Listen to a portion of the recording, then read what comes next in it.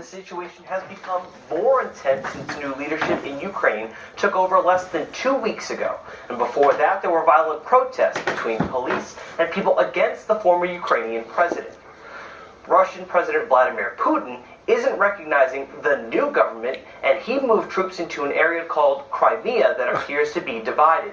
When John Kerry met with Ukrainian officials, he announced a $1 billion loan guarantee to help stabilize Ukraine's economy. And even though no one's talking about putting boots on the ground, there will be diplomatic sanctions for Russia if troops aren't removed. Depending on what happens, it could be good for us, but bad for the world. What?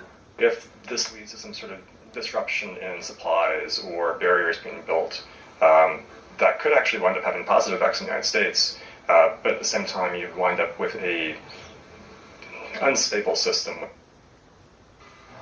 All right, so Jared, obviously a very scary situation. We have potential effects in the economy over back here, depending on trade and embargoes that happen over there with that. Also, Russia firing test missiles, Russia's history with us in the Cold War. Very scary thing. So are people concerned about this over here?